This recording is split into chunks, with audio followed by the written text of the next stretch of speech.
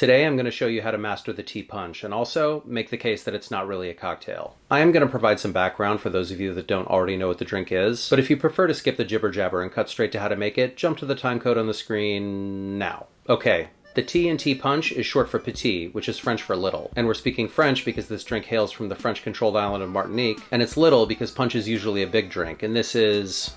you get it. Now, Martinique is an island in the Caribbean that happens to make some of the best rum in the world. What's special about it is it's made with fresh-pressed cane juice, and they call it rum agricole, as opposed to rum made from molasses, which they call rum industrial. And of course, distillation, aging techniques, and terroir are also a factor, but fresh-pressed cane juice is what gives rum agricole its distinct flavor, which some describe as vegetal or grassy, that I happen to think tastes like pool toy. And from what I'm told, there isn't really a cocktail scene in Martinique, so if they're not drinking tea punch, they're drinking it neat. And because they play for keeps, all of the rum consumed locally is between 50 and 55% ABV, or up to 110 proof. And they drink that shit during the day. Oh, and the kicker? They sell it in boxes. At night, they may enjoy a nice view with a cigar, but otherwise, they're drinking something like this. Unaged and overproof. Let's try some.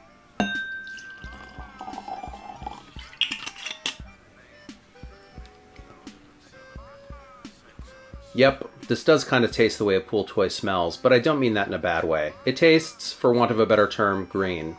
It's very complex and is quite good, and at 110 proof it's going to make shooting the rest of this video extra fun. And yes, they do bottle rum agricole at 80 proof, but only for outside markets. In addition to a good agricole, to make this you'll also need cane syrup and a lime. You can use simple, but cane syrup is ideal. In Martinique they also use granulated cane sugar, so that's an option as well, but I prefer this because it breaks down easier. Trust me, this stuff is worth seeking out. So about the drink itself. Tea punch is the national drink of Martinique, but how they drink it is highly situational. How it's made depends on the time of day, occasion, setting, and even who's drinking it. Ingredient-wise, it's nothing more than rum, sugar, and a little lime, but depending on whether you're at a resort, a restaurant, or a bar, the presentation of this drink can change. At a bar, they'll probably bring you chunks of lime and sugar packets, but at a resort, you'll likely see a buffet-style table with a bottle of agricole, pre-cut lime discs, and a bowl of sugar, and you serve yourself. But what we'll be missing from either scenario is something to measure the rum with, because the tea punch relies more on process than proportions. There's a kind of suit-yourself attitude towards this drink, and its preparation can be ritualistic, maybe even ceremonious. They also have a sexy idiom that guides this process. Chacun prépare sa propre mort, which means each prepares his own death. And if I'm pronouncing that wrong, someone please speak the correct pronunciation into the comment section. But yeah, in Martinique this drink has no set specs, and this is why I don't think the tea punch qualifies as a cocktail. To me, a cocktail is something with narrow yet flexible guidelines. Something bartenders might explain to each other by saying things like 2 rum, 1 lime, 3/4 simple, shake, up.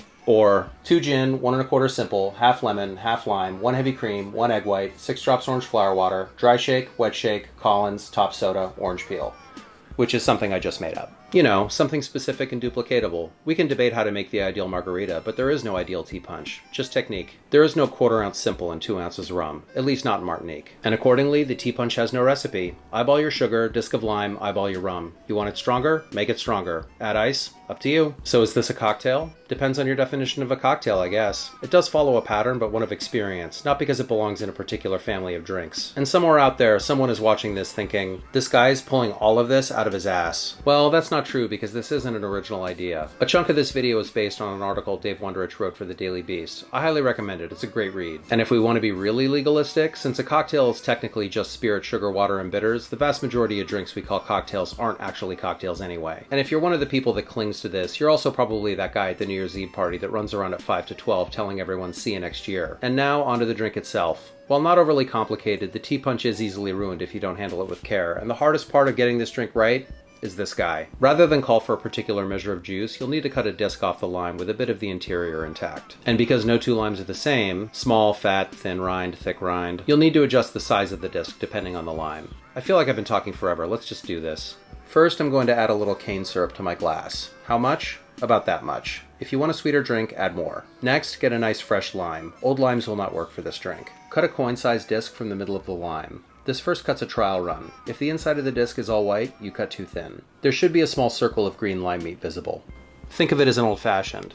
You want bitters, but not too much or too little, and the size of your Ango bottle and how full it is will affect the dashes. And so it is with your lime disc when you're making tea punch. You want to focus on the proportion of rind to meat, so to speak. If this seems like a lot, it kind of is. This is in the top 2, maybe top 3 drinks I've spent the most time working on. It takes practice, but when it comes to this drink, practice pays off. Once you're confident with your lime disc, squeeze it skin side down so you get some of the bitter lime oil right on the syrup. Last, add your rum. How much? Depends on what kind of day you want to have. I'm meeting some friends later, so I'm playing it safe. I'll talk about ice in a minute, but for now, I won't be adding any. And that leaves mixing. I made a video a while back where I pontificate on proper swizzle technique and snobby fashion, but since this drink doesn't have ice, I'm less particular about form. In other words, just roll the swizzle stick between your palms. Besides, in Martinique, the bubbles are part of the show. And if you don't have one of these, use anything you like, such as a bar spoon or your finger.